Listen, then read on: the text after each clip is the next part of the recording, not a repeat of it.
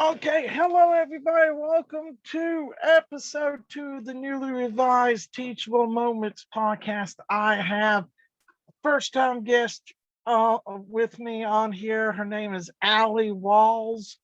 Tell everybody Mhm. how you're doing, Allie, and tell them a little bit about yourself. Well, my name is Allie Cat. I grew up in Virginia, around the Virginia Tech, Harrisburg area.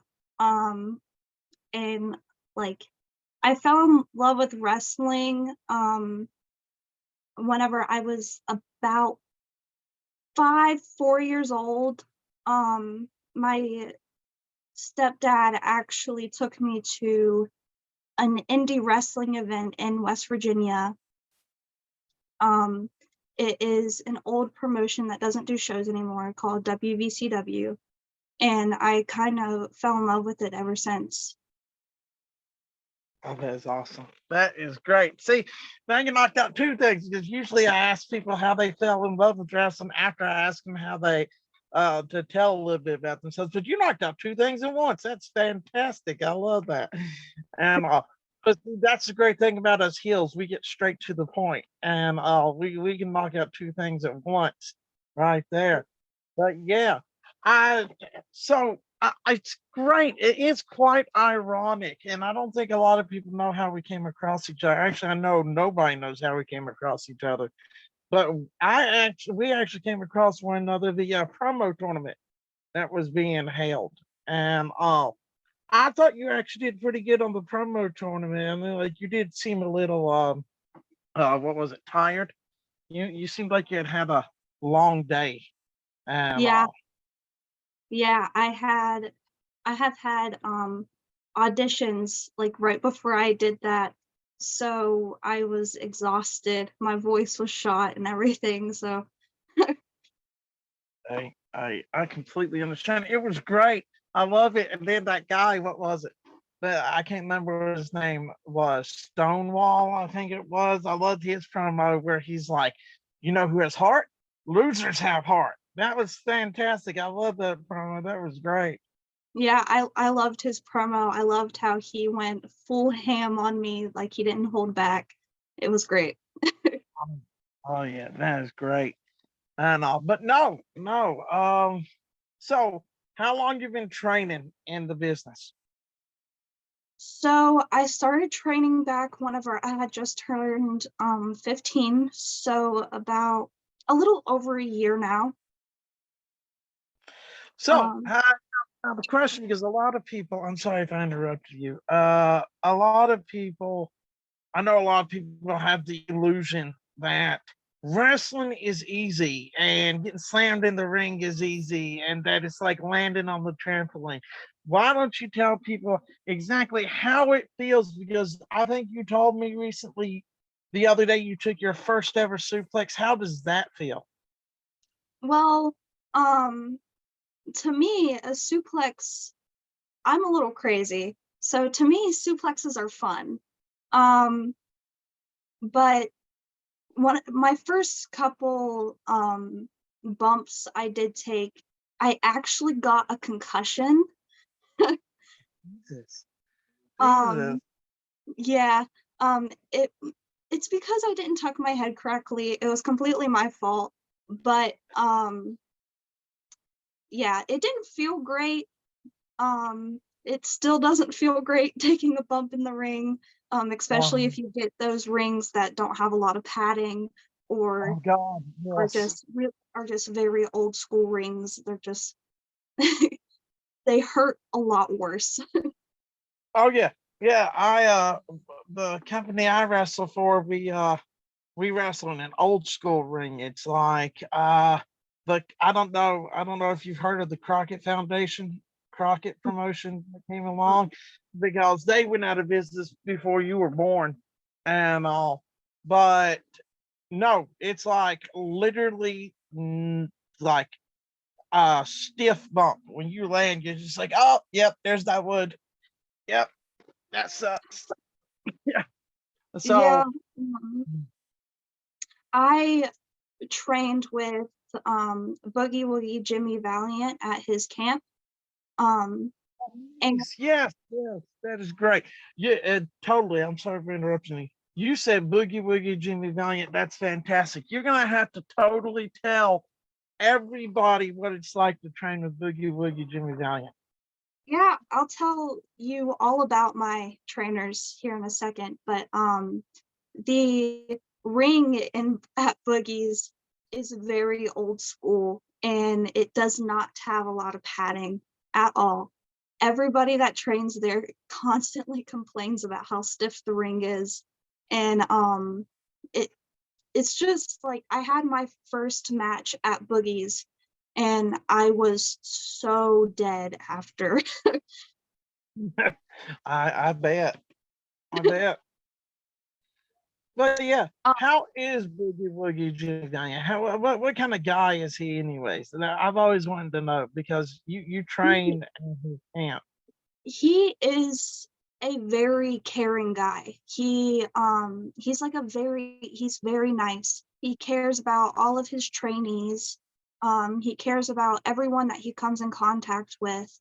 He'll like hook you up with the right connections if you need it.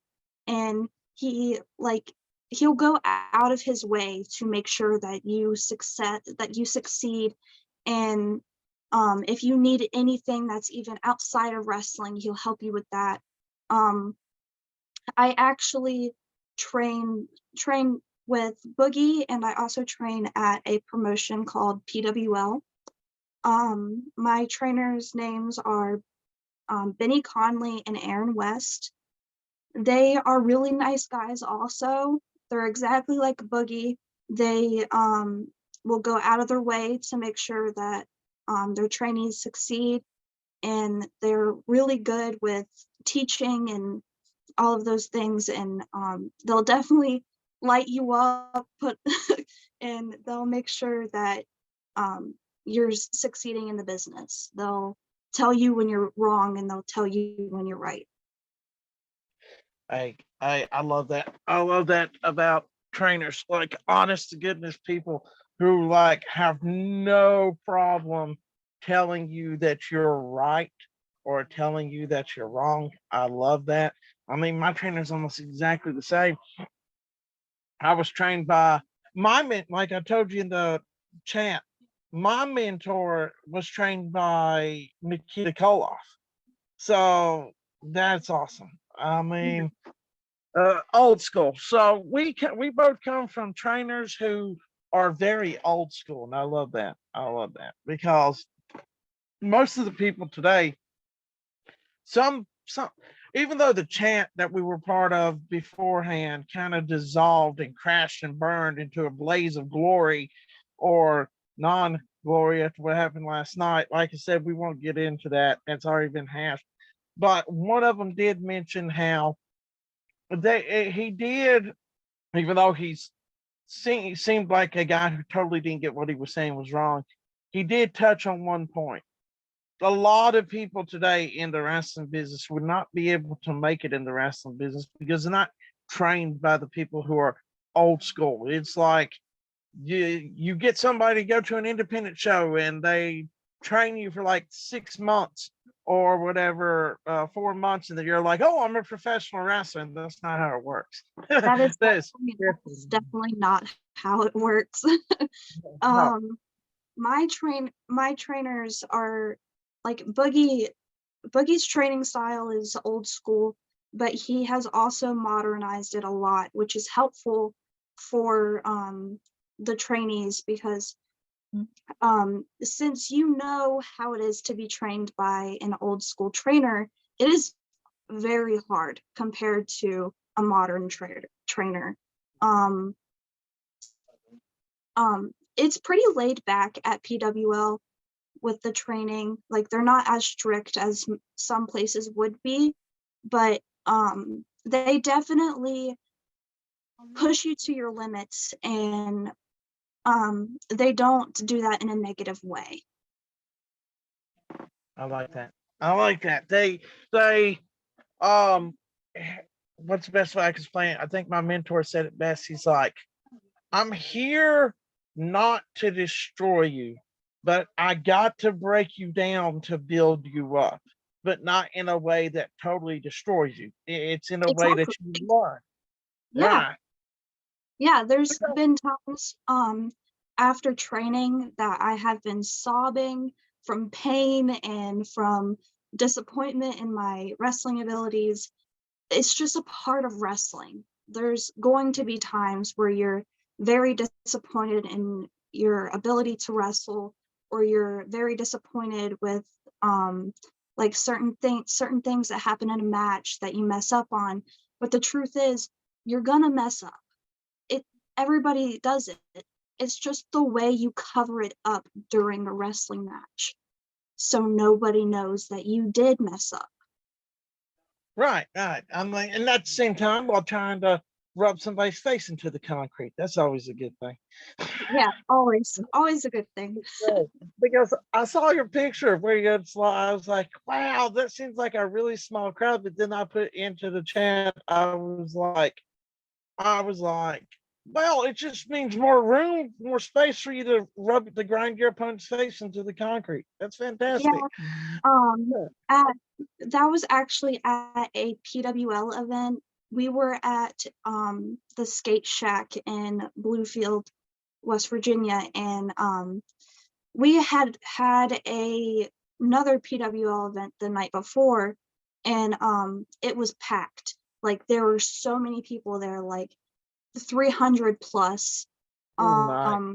Yeah. So what happened was people had already been to the one the night the Saturday night, and only our regulars showed up to the Sunday night. I mean, I get that. It's quite difficult.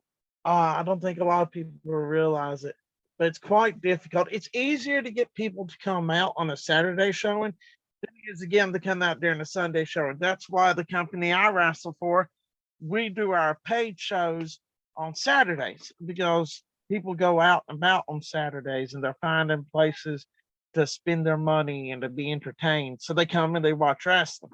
Sundays is more difficult, hence why the company I wrestle for does preview shows on Sundays.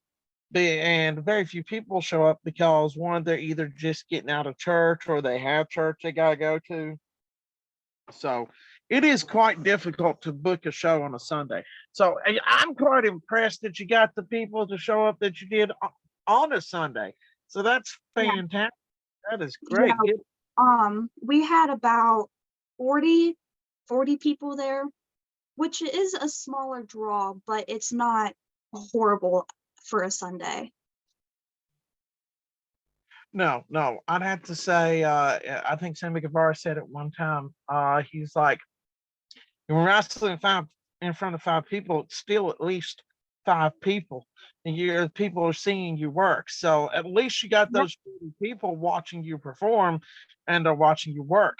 So hopefully those 40 people will go tell their friends and their family about it, and maybe next time they'll come back with their friends and family, and it'll be maybe like 80 people.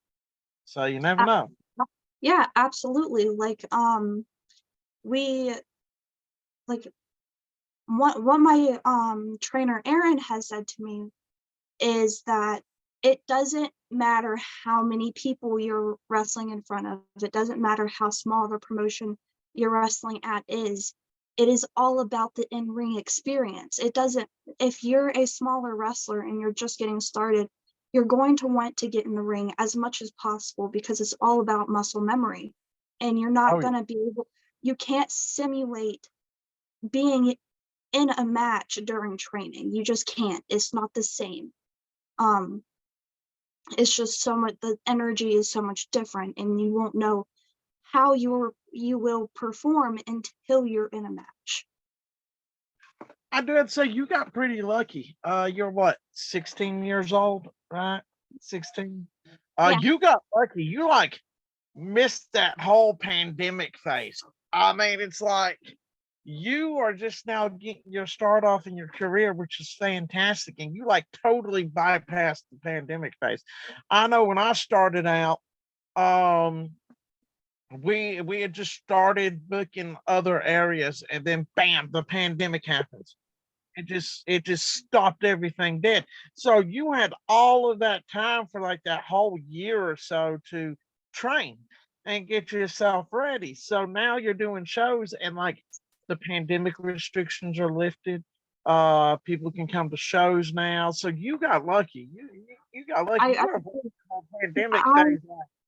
I am very grateful that I didn't have to deal with that, because I know as a professional wrestler that it would have been hard, considering most of the professional wrestlers I know usually do that full time, um, and they won't be able to feed their family or themselves and pay their own bills, and I know it would be hard for them. Um, I am also very fortunate that my family is very supportive in me being a wrestler, especially my stepdad. He's been my biggest support. He, my stepdad, he takes me to every training session, every wrestling match, like anything that we can go to, any opportunity that I get, he's the one that is helping coach me through it, helping me in the ring sometimes, out in the trampoline, he's helping me practice my moves. He's doing all of these things, and I am so grateful that he does all of these things, because if it wasn't for him, I wouldn't be a professional wrestler.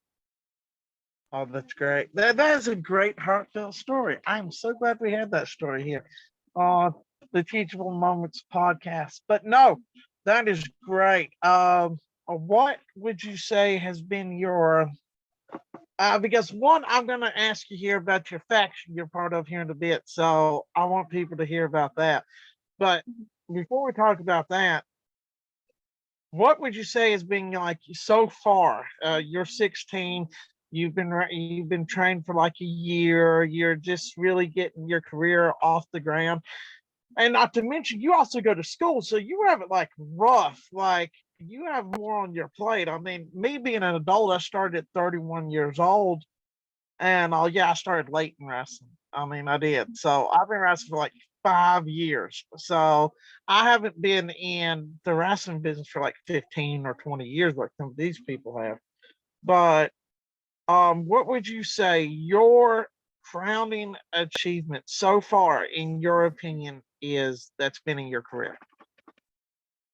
Um, I would say, honestly, getting to be in the ring, period.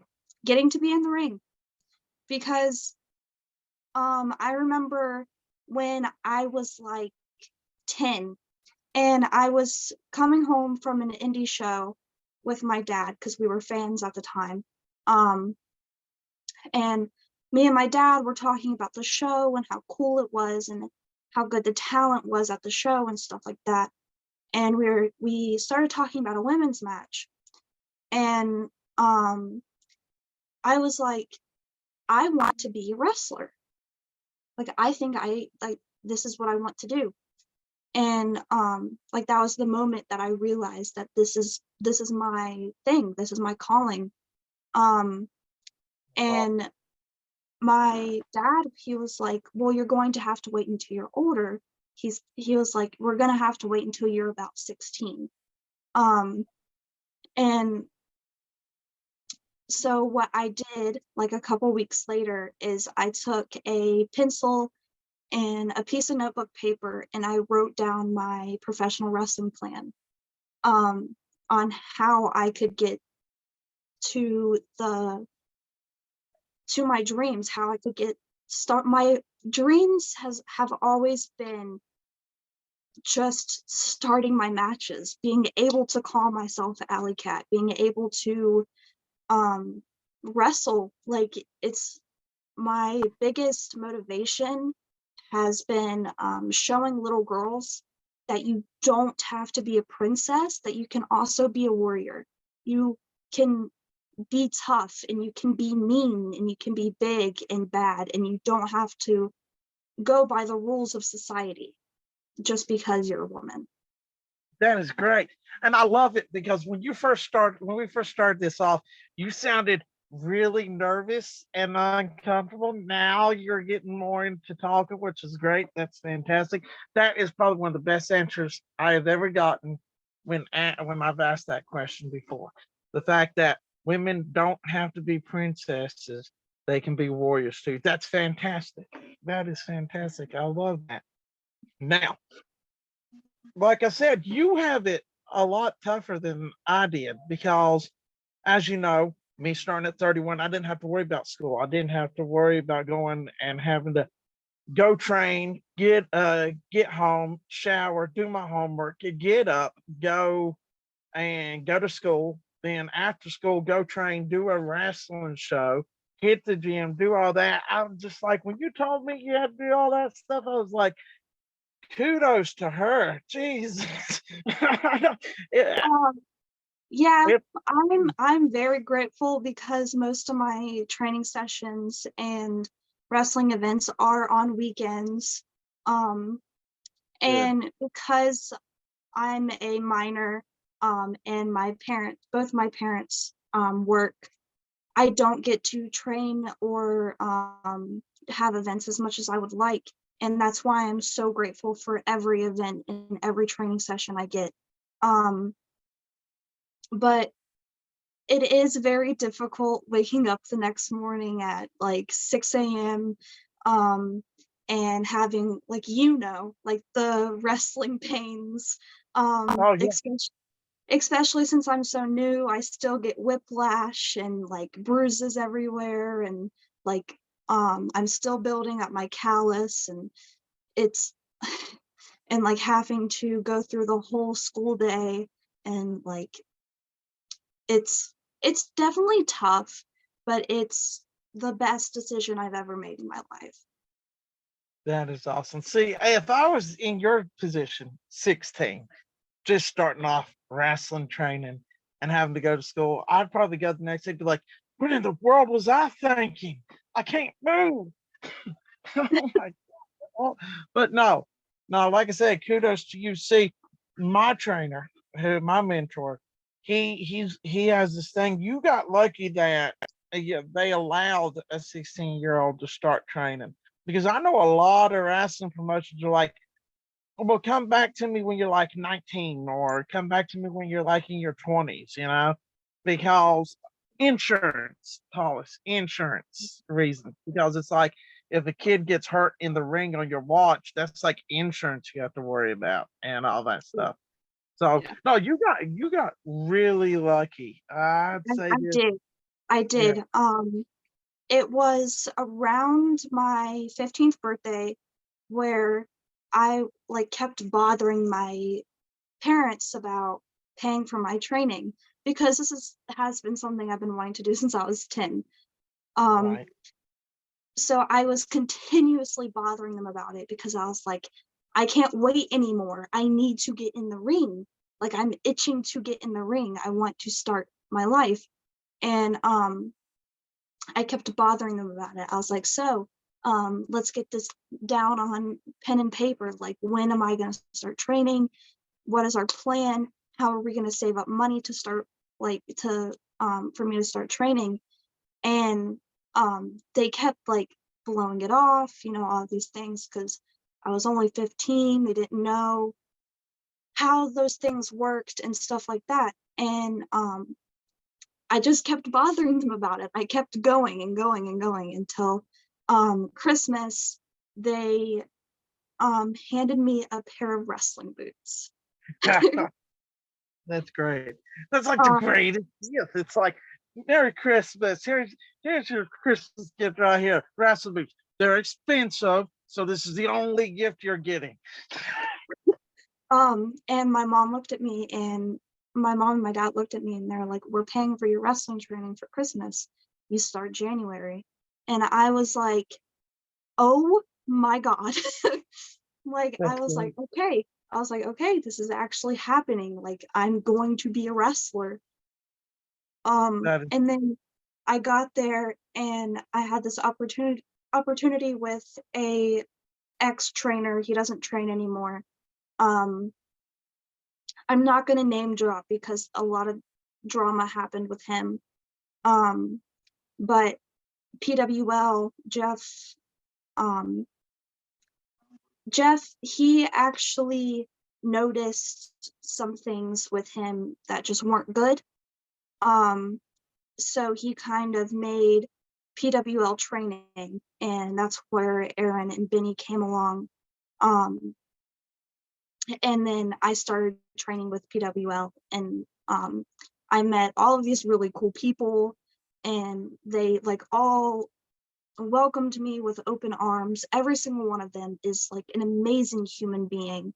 Like they're all my friends. We're just like one big happy family. Every new wrestler that comes in, well, not new, but every new wrestler to PWL that comes in, we always welcome them with open arms, and that's exactly what they did to me. Of course, we still get the like joking that I'm 16 or whatever. We pick on each other, of course, all the time. But they're super nice and they're super respectful, and everyone's there to help each other and to make each other be better. Like if you go out there and you have a match and you go back into the locker room and you're like, hey, did you watch my match? Like, was it good? Any pointers? They will straight off tell you. They won't sugarcoat it. They'll help you. And if you ask them, you can come, like you can stay after and train after the event and like get down what you did wrong during the match. And it's great. It really is. It's great. That is awesome. That is awesome. Seems like you have some really great people that want to help see you succeed. So that is Yeah. always great. Yeah. Now in the chat recently, we talked about how you had recently turned heel. You became a bad guy, which is great because I'm like, yes, I get a heel on my podcast. That's fantastic. So this faction that you joined, why don't you tell everybody what the faction is? And it's like, yeah, just tell us about the faction. Okay, so Jeff James, he is the promoter of PWL.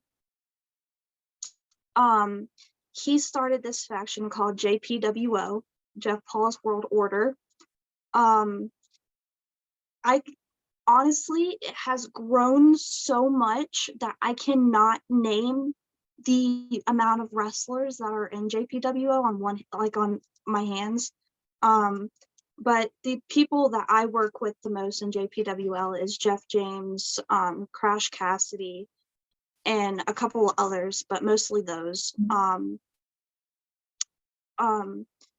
So basically what we are is just a group of wrestlers that like we're all heels and we're all good heels, and every person that is with Jeff James during a match, instantly everybody hates you. That's just how good of a heel Jeff James is.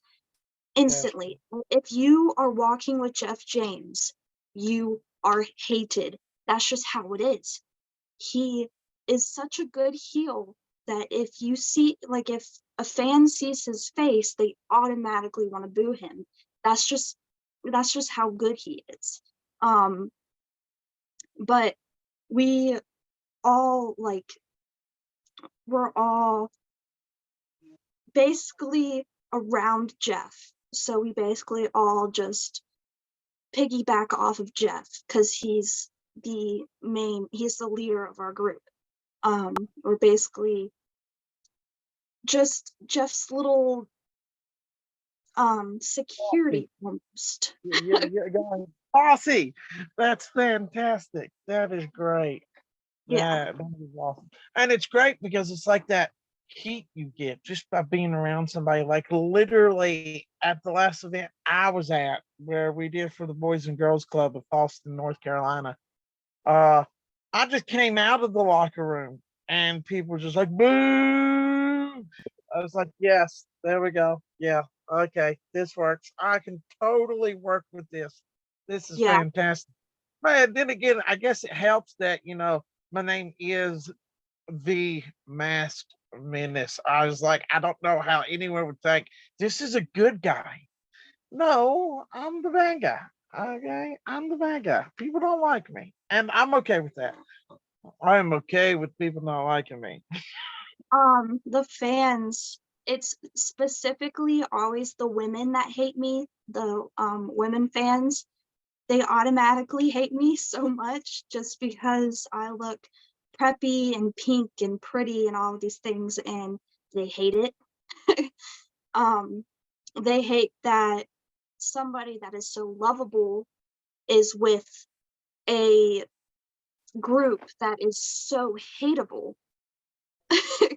And that's what I love about it, is that they used to love me. They really did. Every time I was out there, they loved everything about me. But as soon as I was with Jeff, it switched automatically. So what happened was I was managing Crash Cassidy in a match with Crash Cassidy versus Jeff James. Crash Cassidy had been taking a break for a while because he had hurt his back. Oh, Um, and he felt that all of the fans didn't miss him at all, that he just wasn't missed. So he went heel, right? right. He went heel, so I also went heel because I was managing him. And whenever we did that switch, you could just hear the gasps because Crash Cassidy is so loved in the business. Crash Cassidy had been little boys' heroes for so long, the whole time he was at PWL. Um, and the minute he comes back from a couple month like break, he's a heel. So everybody is like shocked, and it's great because the shock factor helped me, and it helped Crash, and it helped the whole PWO, and it was great. That is awesome. That is great. That is awesome. That works. That totally works. You gotta love when it's like you're with someone, they turn heel, then all of a sudden it's like, oh no, our favorite wrestler is back out now. I actually have a story about that. Ever Okay. since I was little, I watched Benny Conley, which is my trainer now, um, at WVCW, and he had ripped a tendon in his leg during one of his matches, so he couldn't wrestle for a very long time. That's And whenever, because he was my favorite wrestler, him and Timmy Lou Retton, they were my two favorite wrestlers. And whenever he came back, I was so excited. I was so excited to see his face on that card. And whenever it was his match, he switched heel, and I started bawling my eyes out. I loved him so much, and he, bless his heart, he actually came up to me after the show and everything, and he was like, "I'm sorry I hurt your feelings," and I was like, "It's okay." see, I love it. Me, if I let's see, since I'm a heel, if somebody had liked me and I hurt the fans, like me as a heel, I would have been like, I'm sorry I hurt your feelings, but good. Okay, good. I don't like you anyways. That would be me. That would be me because once again, I'm the bad guy. So I you're get, I trying get, I completely get why Benny did that, because don't tell anybody I said this, but I have a little soft heart for little girls. okay. So now you're training. You've already told me you love running the ropes, you love all that stuff. So tell everybody, what is your least favorite part of training?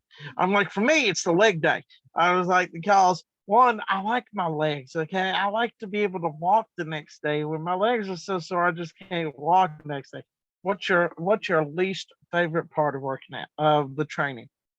This is the simplest move you can do in professional wrestling. It looks great. You can perfect it very easily, but I suck at it. It's the hip toss. I hate them. I hate them The with hip toss. Mhm. I hate them with everything in me. I suck. I it's so bad. Um, I haven't been able to master it.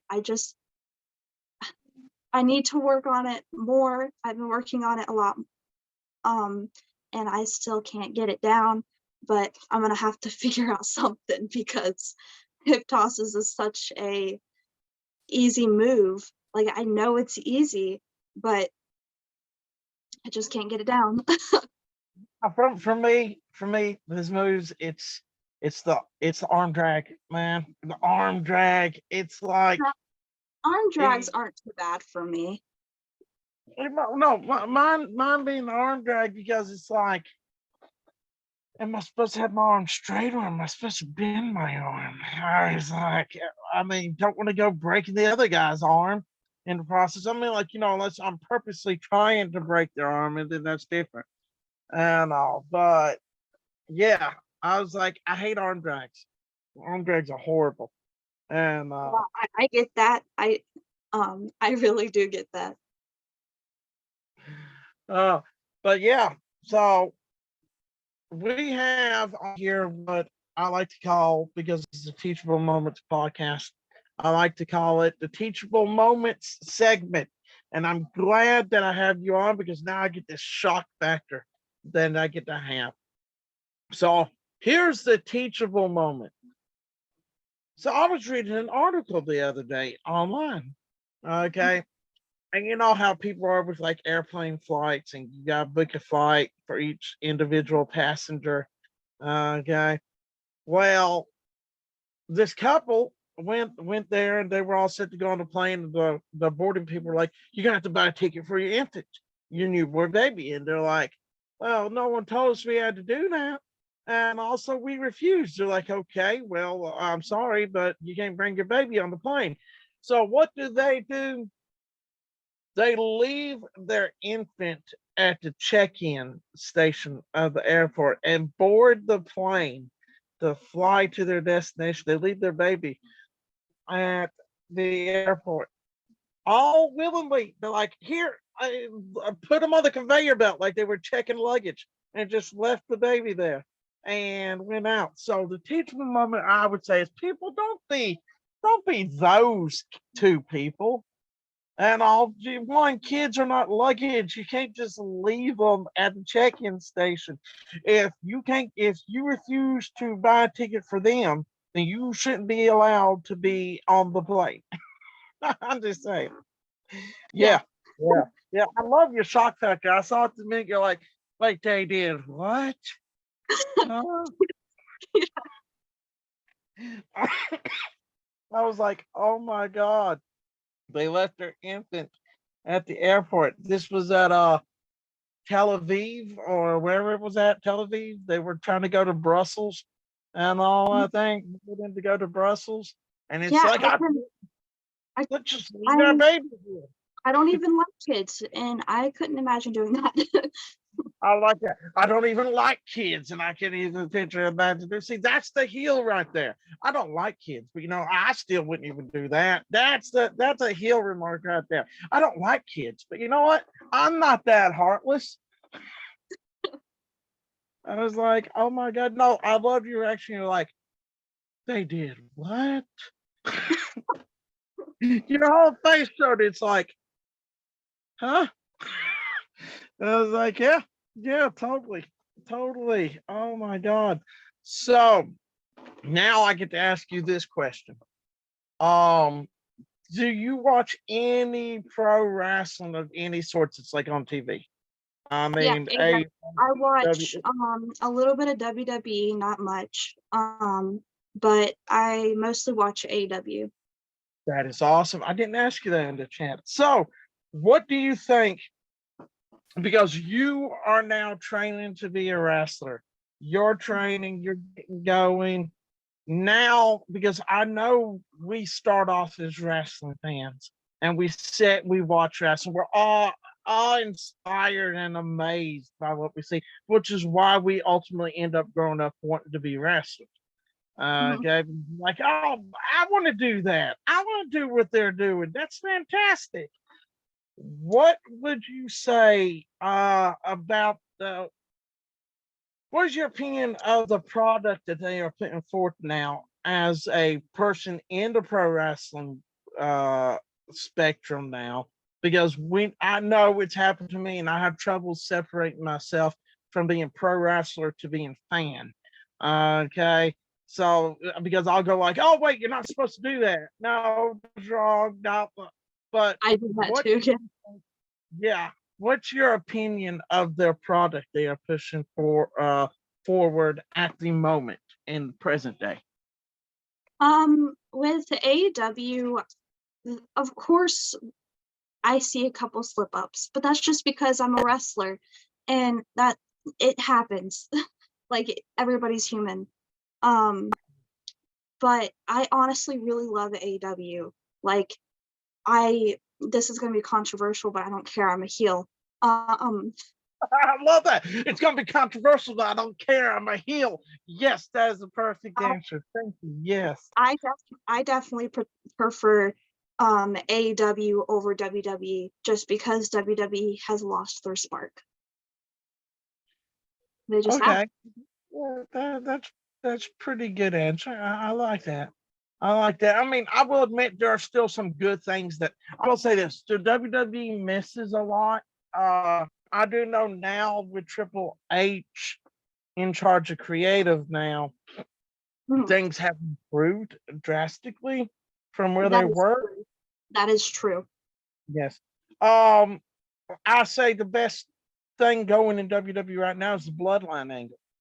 And Roman Reigns and his relatives, and like literally at the Royal Rumble, Sami Zayn turned on the bloodline and they just like beat down Sami Zayn. I'm like, yes, that's how you do it. Yeah. I was Um, like, because I'm a heel. And there, I'm like, there I love a are good beating. there are definitely a handful of wrestlers in WWE that I am very inspired by. Um, like Rhea Rhea Raids. Do you know? Like I can't Rhea Ripley. remember her. Rhea Yeah, Ripley. yeah, Yeah. Rhea Ripley. She is like amazing. I am such a big fan of her. She's so cool. Her style, her wrestling abilities, like the fact that she was in the Royal Rumble, like that's just so cool to me. And like I can't believe, like, if you've seen the pictures of her like years back versus now, there is such a huge improvement, and it's so crazy, and I am so proud of her, and I can't wait for that to be me one day. Oh yeah. Oh yeah, I love that. I love that. I will say this. I did notice a lot because I'm guessing you watched Dynamite last night. I'm guessing you watched Dynamite. All right. I did AEW. not actually. Oh, oh no, no. Okay. So one thing I do have to pick with AEW on their camera angles need to be better. Okay. It's like they're catching stuff on camera they should not be catching. That Okay. Like you want to catch someone doing a clothesline, you want to catch someone hitting someone with a ring. What you don't want to catch is the person pulling out a blade and cutting themselves. Okay. Because then there that goes. You just ruined the whole. You ruined the whole thing. I don't want to say illusion. I don't want to say illusion, but you should never catch a wrestler blading on camera. You should never do it because then it's just like, oh well, there we go. Yeah, now there goes that. So their yeah, camera, because it doesn't give the wow factor. right? Like Their camera But angles need to be better. my dog might start barking because my parents just got home, so just beware. Right. That's fine. That's fine. Um, but no, their camera angles need to be better. I think some of their storylines need to have a little more spice into it, a little more kick, because Mhm. I feel some of their storylines are getting outdated. Some of their storylines are getting stale.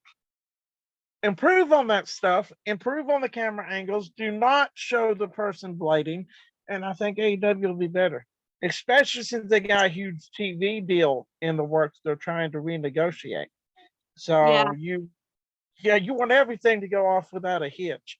I mean, other than that, I think they have some great talent. I mean, I don't know how you feel about the whole look. They just delivered 50 super kicks in one match, and they still can't put their opponent away. What? Isn't that supposed to be like your finishing move? And you yeah, had to do it 50 times and you still can't put them away. Me, that frustrates me at times. It's like, and then what really frustrates me is this person did 50 super kicks in their match, and then the next match you see another wrestler do 20 other super kicks. I'm like, there's just too many. It's just too many. I mean, I don't know. yeah, You seem to totally agree with me on that aspect. Yes. If yeah, it's completely. Um, WWE has been known for sexualizing women wrestlers, has been known for drug abuse, has been known for a lot of different things, and it's just it's not good. Behind the scenes of WWE is not good, and no, um, with I'm glad they're rebranding soon. I'm glad they're doing all of that, doing away with the old and in with the new. I'm glad that that's happening because they do need a restart. They really do. yeah, no, no, I totally agree. I mean, like as long as they don't sell to what's her name, Saudi Arabia, then we should be good. Yeah, I mean, all I know is if they sell to Saudi Arabia, it's just like, why would I watch that now? I mean, I don't even watch Crown Jewel when it's in Saudi Arabia because I totally disagree with certain things. If a country has held your wrestlers hostage and won't let them head back home, why are you going to go back and do another event with them? That's my yeah. opinion. Why would you sell your business to them? Right, exactly. Why would you sell your company to them? I get that WWE is a lot like really for money. That's all they are for anymore, and that's why I don't like them. They're not treating their wrestlers correctly. They never have. Like they treat them horribly, and it's so sad to see.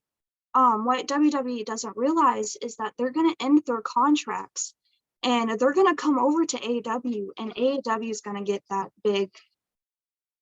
the big boom in what they needed to take over.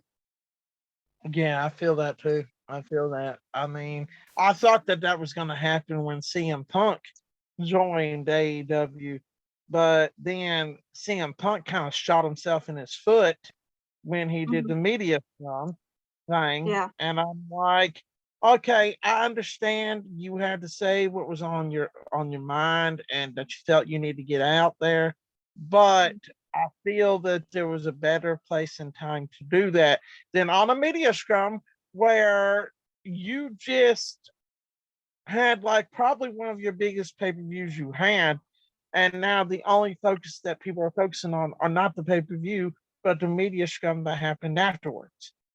yeah, So, you know, that yeah, it's just a classic case of you got to keep your wrestlers in check. That's basically what it is. You need yeah. to, yeah, Um, a lot of wrestlers in WWE are very disrespectful. There are not a lot of great people there. Just from stories I've heard, because of course I've only met a handful of um right. like WWE people. But it's not from the stories I've heard of the people with really big names right now, they shouldn't have the platform they do. It's scary. Okay. It's scary of how WWE has handed bad people a big platform. Oh no, I totally get that. Yeah. I mean, it's different when you're like at a show and you're a bad person. Okay, that's different. You're a bad person on the show, but then when you're behind the scenes and you're just an absolute horrible human being, it's just like, oh my god. Yeah, because Like, there's a difference between being a bad person, as in a heel, versus just a horrible human being. yeah, yeah, that's true. I mean, God, There's just that there's a line that heels can't cross. It's it's just there, and I know of a lot of heels that have crossed that line, and it's just unacceptable. no, I believe it. I mean, there's certain lines I won't cross either. I mean, and trust me, I'm the bad guy. I'm like, everybody's just like, man, you deserve coal in your stocking for Christmas. I was like, okay, that's cool. I don't see why y'all look at that as a bad thing. If my power goes out, I have a way to keep myself warm. I was like, why do I will, y'all think coal is a bad thing? I mean, I'll just put that into the fireplace and I'll light it up and then I'm warm. Ha! Joke's on you. yeah, I Uh, definitely prefer heel over babyface. yes, It's so much because more the fun. baby face has to follow the rules. The baby face, they Yeah, have there's no room to play, no room to be fun. now, I prefer being the heel because when you come out, like literally, I'll tell you a funny story, and I'll tell you this great story. I was in Salisbury, North Carolina, working the fair, and I love working the fairs. Okay, there's people there that buy food, corn dogs, and you can totally make fun of the fact that they're stuffing their face, and they'll never be in shape. Yeah, stuff like that Um, is really funny. but so I went out there and they're like, "Woo, the masked man!" I'm like, "Wait a minute, no, no, this isn't gonna work." So I look and I look and I'm like, "Oh, target acquired." I look at this woman, I look at her kid, I'm like, "That is the ugliest kid I've ever seen in my life." She's like, "Whoa!" And then they just all started booing me, and I'm like, I love that. much better. Ugliest kid I had ever seen. I'm pretty sure I saw him again in Fallston, North Carolina, but I can't be certain. I was Yeah. like, Um, oh, but no, that's why I love being the heel because it's like I I look at best this way. Baby faces tell people what they want to hear. Okay. Then of course the baby face is gonna tell you what you want to hear, make you feel better. The heel tells you what you need to hear. Nobody likes being told that they're not exactly as smart as their parents told them they were. yeah. Like nobody likes to hear that their clothes look like they're from the 70s and we're in like 2023. I was like, the truth hurts. And that's what us heels do. We speak the truth. The Yeah. baby face, they go and they say, "Oh no, don't worry. It's gonna be all right. You're gonna be president one day." No, he's They not. all all all the Pre- baby faces do is they sit there and kiss the ugly babies and call the bad mothers good ones. Right, exactly. Don't worry. Me, I look at the kid, I'm like, I feel sorry for you, kid, because your parents peaked in high school and now I mean if any inclination, your IQ's not exactly gonna be the best because you kind of have some stupid parents. Yeah. So I was like, we are honest. That's why I love it. I'm like, yes, Alley Cat is a heel. I could have a heel on my podcast. She totally agrees with me and she doesn't get easily offended. That's fantastic. Oh yeah, Oh, I was raised with constant roasting of each other. So if somebody says something to me, I've said worse to the mirror.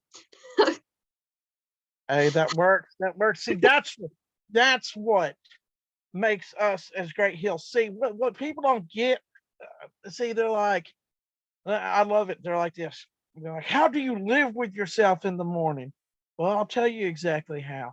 I wake up in the morning, I splash water on my face, I look in the mirror, I'm like, man, you are such a horrible human being, but you know what? That's all right because you get paid while others don't. So it's all good. That's how I live with myself.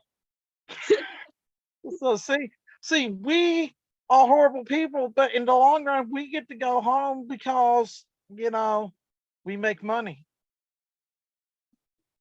That's great. Yeah, yeah. That's I love being a heel. It's great.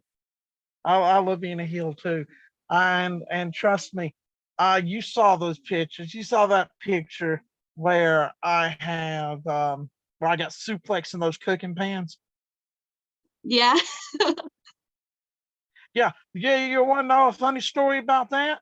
That's not exactly so funny. They didn't tell me there were going to be weapons involved in my match. Yeah, yeah, yeah. They're like, okay, for like 2 months out, I knew exactly who I was facing for that show. I knew it was going to be a triple threat match. I knew it was going to be against a guy who was a pretender to the throne of ACW television champion. And I knew it was going to be some guy who kind of resembled a hobo that hopped off the 2 o'clock train that just got into town. Okay, I knew that. What they didn't tell me was there were going to be weapons involved. So imagine my surprise when I'm in the match. The next thing I feel, a cooking pan whacks me across the back.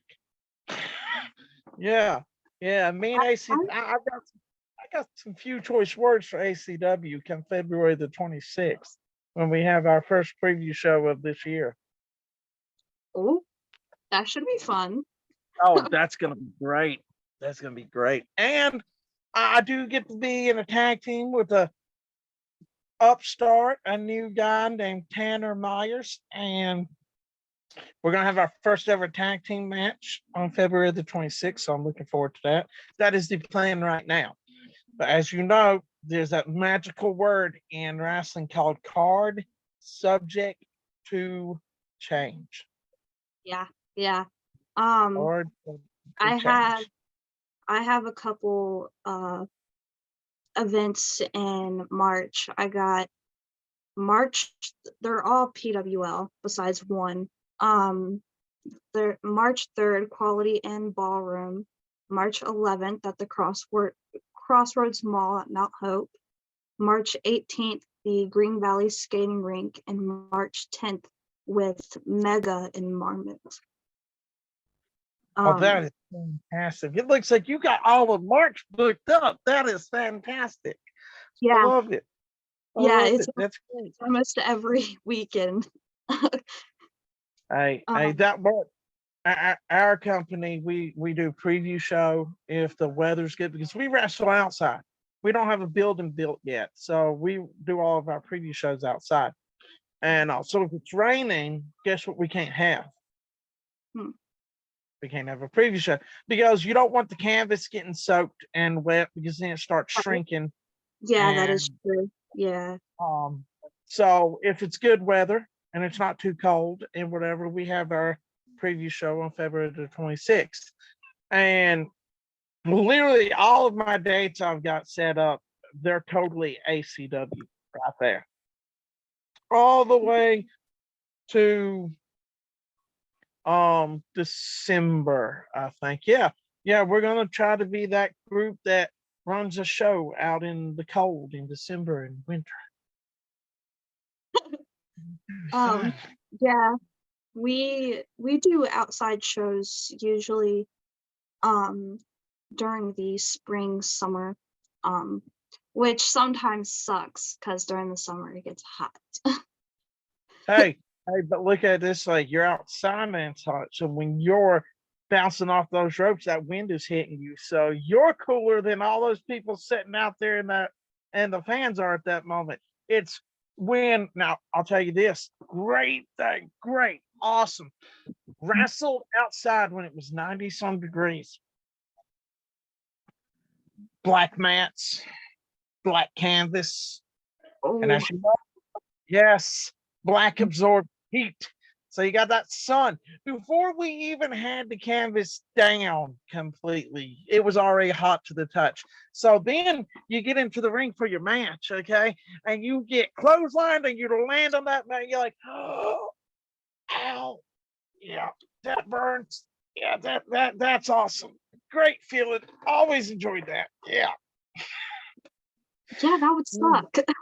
Oh no, it does to a point. That's why I love it when people are like, "Man, this is awesome! It's just like what they're doing. It's just like they're on a trampoline. This must feel great for them." No, it doesn't. No, it doesn't. It It it sucks. it it really doesn't. It wrestle Training on the trampoline and training in an actual ring are two very different sensations. Totally, totally. I just kind of wish my parents back when I was a kid would have let me have a trampoline. Yeah, I never had a trampoline. But then again, when I was an adult, and this is why it sucks because I didn't get onto a trampoline when I was an adult until I was an adult. Go onto a trampoline, broke my toe because Um, the net was up. The net was up, so my toe got caught in the net. So when I mm, bounced, and my toe went, yep, ugh, and I'm like, yeah. Now I know why my parents didn't want me on trampolines. Yay, fantastic. yeah. But yes, before we go ahead and wrap up this episode, first I want to give you some rapid fire questions, and I do mean rapid fire. Like you can't think about it, you just answer the first thing that comes to your mind. Okay, Rapid good. fire. Okay. Rapid fire question one: favorite wrestler? Orange Cassidy. Orange Cassidy. Okay, now I got a follow-up question, but you don't have to answer this so quick. Why is Orange Cassidy your favorite wrestler? I love his gimmick. It's so funny to me. I love his gimmick. The whole hands in the pockets thing. It's great. It's amazing. You know, it's ironic because that you say that because all while I'm watching this, and I don't know, some people may disagree with me, but while I'm watching this and his actions and his hands in his pockets, like he doesn't care, I'm thinking, why don't they make this guy a heel? I was like, he does not He care. would be a good heel. I think Orange Cassidy would make a great heel. He's got his hands in his pockets. He's disrespectful to like half of his opponents. He uses it again to his opponent's heads. I'm like, how is this not used as a heel tactic?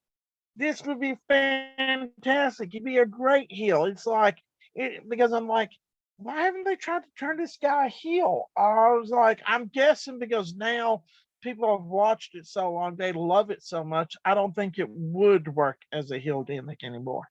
I mean, Mhm. just me saying because the fans are like, "Yay, Orange Cassidy!" Like literally when he first showed up, I remember it when they showed the video of the orange squeezing into the cup, him squeezing the orange into the cup and putting the papers there. I'm like, who is this joke of a guy? Okay, what's this? Who is this guy? And then he comes out, and like all these fans are wearing jean jackets. Kids are wearing shades. I'm like, these people actually love Orange Cassidy. This is I I absolutely adore Orange Cassidy. I he I don't know what it is about him, but he is so original. He's so much more different than all of the other baby faces, and that's what I love. He's not the typical hero. He's he's just like he's if like a heel and a baby face merged. yes, that's exactly And right. I love that. I love that about him. I really do. It's Thank, really cool. It's different, and thank, he thank stands out a lot. second rapid fire question. Okay, we did who your favorite wrestler was. Okay, favorite place to wrestle. Favorite location to wrestle. Definitely the Crossroads Mall Nice. in West Virginia, PWL. Yeah. Dream arena to wrestle in. Ooh. Probably Charlotte. Nice. I've always wanted to wrestle in the Bojangles Coliseum in Charlotte. That would have been fantastic in my opinion. Yeah. But so there's that. Okay, now those were the rapid fire questions. That's fantastic. Now before we go ahead and wrap up and hit stop on the record, why don't you tell before I got two more things to say. One, do you have any memorabilia, like pictures and whatever that you sell at shows that do you have I do not yet, but that is coming. okay, that works. That's great. Now, let everybody know where they can find you if they want to know more about you. You can find me on Instagram under Makeup by Alley Cat, and you can find me on Facebook under Alley Walls. That is awesome. Okay, everyone, this has been I Am the Masked Menace, aka Arch Clarence Kent. This has been the Teachable Moments podcast, and we have had the honor of having Alley Cat, Alley Walls here with us. People tune in next week when hopefully I'll have a vet of the business on with me to talk about wrestling. I'm the Masked Menace, and I am out.